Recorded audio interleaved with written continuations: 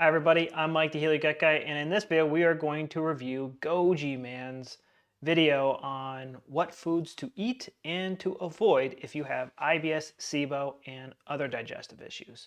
I've healed myself of all sorts of digestive issues, and I've helped people heal themselves of these issues, and we do this by addressing the root cause of the problem. Are foods the root cause of the problem? Yeah, let's see what he has to say, and I will share with you my perspective as we watch this video.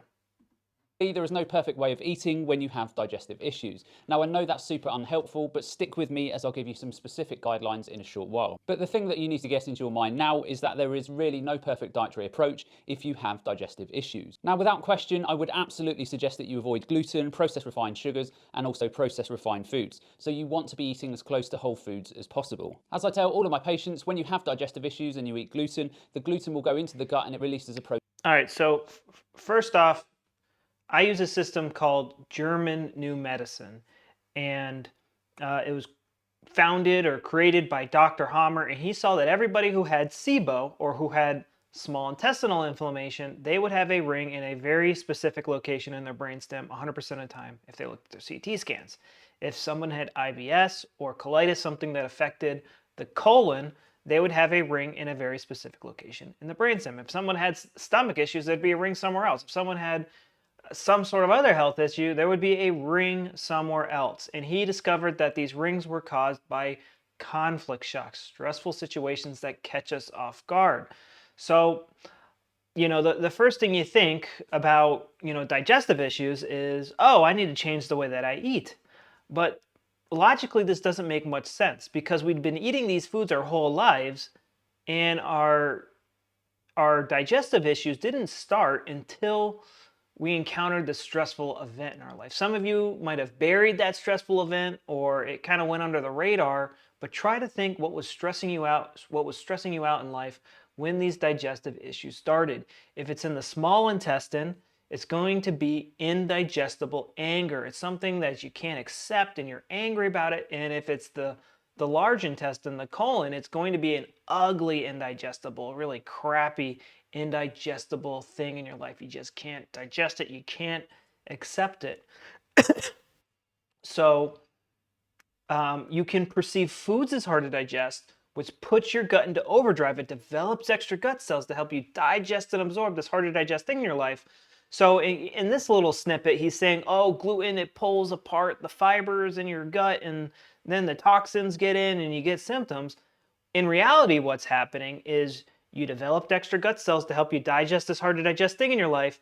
The thing got resolved, and then the body starts to remove those extra gut cells, and that's where we're removing physical flesh from the body, and that is where the blood, the mucus, and the pain. And when you start to blame foods, you start to perceive foods as hard to digest, and then it starts this process of cell proliferation and cell removal.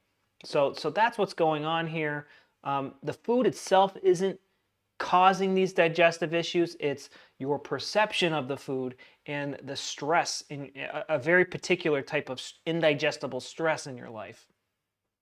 Protein called zonulin, and zonulin can pull apart your intestinal wall lining and create intestinal permeability. Why would a protein pull apart your gut?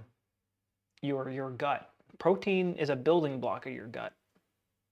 Or leaky gut. Therefore, processed refined foods, processed refined sugars, and gluten for many would be important to eliminate from the diet to help heal the gut. Also, some people may be particularly sensitive to soy, for example, but the biggest takeaway that I will give you from this video is that you shouldn't pick a dietary approach based on your diagnosis or what the internet tells you. So, for example, if you have IBS or SIBO, you may have watched videos online or read material that says the only way to fix these issues is to go on a low carbohydrate diet. The problem with these blanket term approaches is that many people will avoid carbohydrates only to realise later down the line that they weren't actually the problem, and their healing timeline could have been shorter by keeping them in their diet. I can't tell you how many people that I speak to on a weekly basis who put themselves on a very restrictive diet just because the internet or social media tells them that they can't fix SIBO while eating carbohydrates. And you can't heal the gut while consuming lectins or oxalates in your diet. Now, it's true for some people this may be necessary, but you have to identify personally what foods are causing your issues so you know what foods to remove from your diet and not base this on what everyone else is doing. So again, if you have IBS, SIBO or any other digestive issues, then don't base your dietary decision based solely on your test results or any other diagnosis that you may have received. So this is what you need to do dietary wise if you have one of these gut conditions. You need to perceive all food as safe, whether it's junk food, hydrogenated oils, whatever it is, all food is safe. All food is safe, and you need to believe it to your core. You ate these foods your whole entire life and you didn't have symptoms. The reason why your gut is acting up now is because it's trying to digest something hard to digest in your life. And it's constant, it's resolved and unresolved, resolved and unresolved. So for example, mine started after a bad breakup, and we would get back together, then we would break up, get back together, then we would break up, and then, stressful situations with my girlfriends and significant others, that is what was causing my digestive, I had Crohn's disease, SIBO, indigestible anger, things that were making, so I looked for things that were making me angry that I can't digest, I can't accept. It puts my gut into overdrive. It's controlled by the brainstem, the oldest, dumbest part of the brain. It tries to digest things that can't be eaten.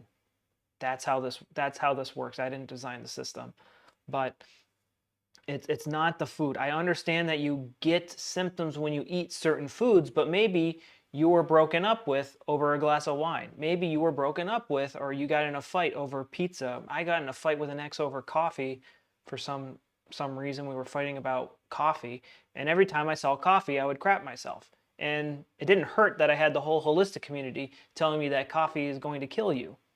So you need to start perceiving all foods as safe, and then start to look for the stress that's causing your gut to go into overdrive. Received. So for example, I have helped maybe 1,500 or 2,000 people this year with their SIBO issues. Now, if you believe the internet, you would have to avoid carbohydrates at all costs. Now, it's funny because I can think... I didn't react to carbs until I went on the GAPS and the specific carbohydrate diet. And then I started to be a freak about carbs. I wouldn't touch them. I literally became an insane person. And then until I learned German New Medicine and understood it was due to stress, literally the next day I stopped reacting to carbs. Of maybe 10 people off the top of my head. And everybody, when they believe that they can tolerate starches, the starch intolerance literally goes away in less than a week. Sometimes it's the same day. That I've helped with SIBO that have had to go on a low carbohydrate diet because otherwise their condition wouldn't have resolved. For the rest, they were able to fix their SIBO issues with fairly high amounts of carbohydrates. So again, to drive the point home, there is no perfect diet, and it doesn't matter if you have H. pylori, IBS, SIBO or Candida. The diet that you should follow is the one that makes you feel best while you are treating your issues. And this is obviously with the... I agree. Eat what you crave. I mean, even if it's junk food, eat what you crave. It's better to get some healthy foods into you that have a lot of nutrients, but we cannot do this at the expense of junk foods, demonizing junk foods, because you won't be able to avoid unhealthy foods, because everything, whichever, I mean, people flip and flop, oh, I'm vegan, I'm vegetarian, I'm carnivore, I'm this, I'm that. I mean, the belief system is all over the place. We need to believe that all foods are safe. The exception of stupidity, such as drinking your own urine or long-term water fasting. So as don't fast when you do this.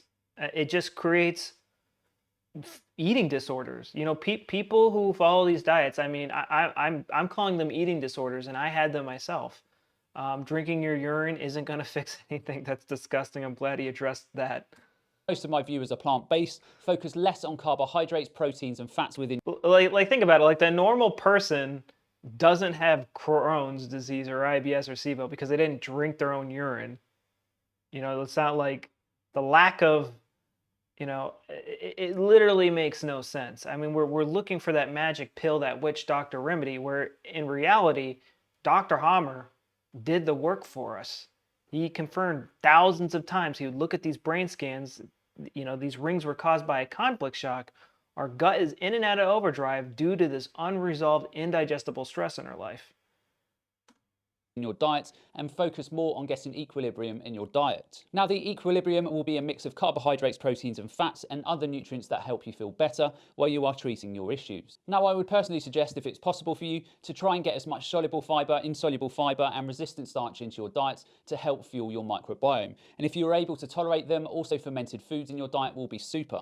But don't sweat this if you can't, just focus on the foods that you can eat and let your practitioner guide you through everything so that you can fix your underlying issues. Obviously, the more your diet... The underlying issue is the indigestible stress in your life. During this healing phase, your body is burning through protein, so it's really important to get good, lots of protein into you. But other than that, eat what you crave. Eat what you want to eat, but make sure you're getting plenty of protein into you.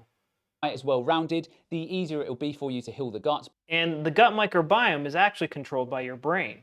Your cells make the bad SIBOs or the bad candida or the bad E. coli. They are made by your own cells. Their purpose is to break down these extra gut cells we no longer need, and they will go away when the stress goes away and the gut cells are fully removed.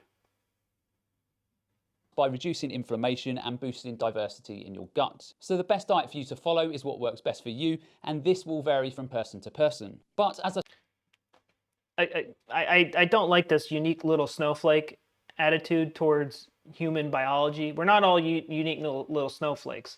We all have the same biology, and it is very similar to the other animals that inhabit this planet. We all have, like, we can all eat the same foods. I'm sure, yes, we're going to have different preferences and different upbringings and inputs that make us unique, but at the end of the day, we have like the same blueprint and structure to go off of.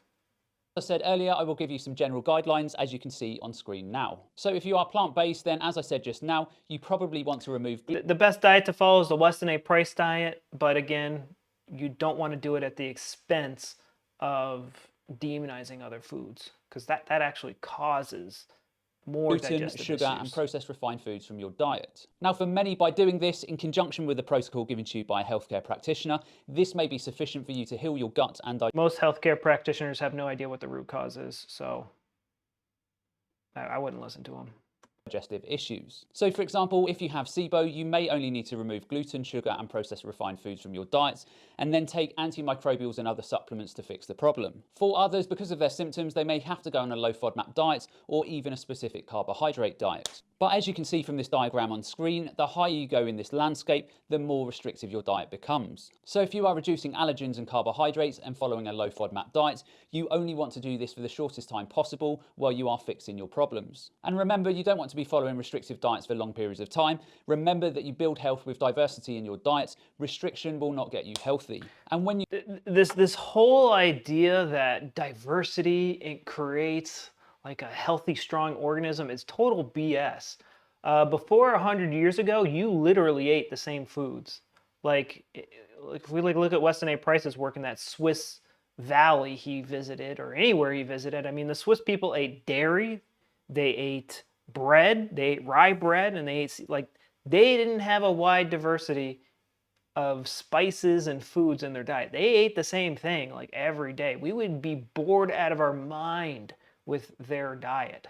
So, there are a lot of bodybuilders that have to eat a ton of food, and they're really healthy, and it doesn't have to do with diversity at all.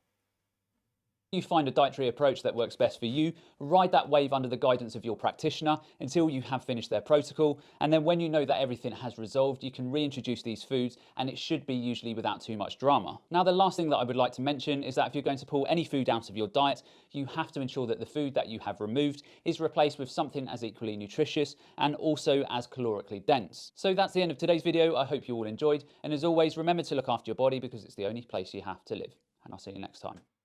In today's video, I discuss what foods you... I like that he says, take care of your body, it's the only place you have to live. I like that. That's a cool message. But again, we really need German new medicine to help us see what's going on in our body correctly, because otherwise we have our eyes closed and we're throwing darts. I had people on strict diets and whatnot, and the ones that got better, they would have a good attitude about things. And they would often relapse when a stressful event happened in their life. and they would start panicking and stuff like that. So it's about understanding the stress that's causing your digestive issues, number one. Number two is not demonizing foods, viewing all foods as safe. That's number two. And then number three is understanding your symptoms, understanding that the majority of your symptoms are from the healing phase, where your body is removing these extra gut cells so that you can remain calm and not freak out when you get a crazy diagnosis, or the GI doctor tells you you're going to die or something like that. So yeah, guys, my name is Mike the Heal Your Gut Guy. Thank you for watching. If you would like to work with me personally, I have something called the Rapid Gut Healing Program, where I have a private Facebook group where I answer all your questions, and then 2 to 3 times a week we do live Q&As where me and my coaches will answer your questions. We've all used German new medicine. We have all healed ourselves of gut issues, and we eat whatever we want.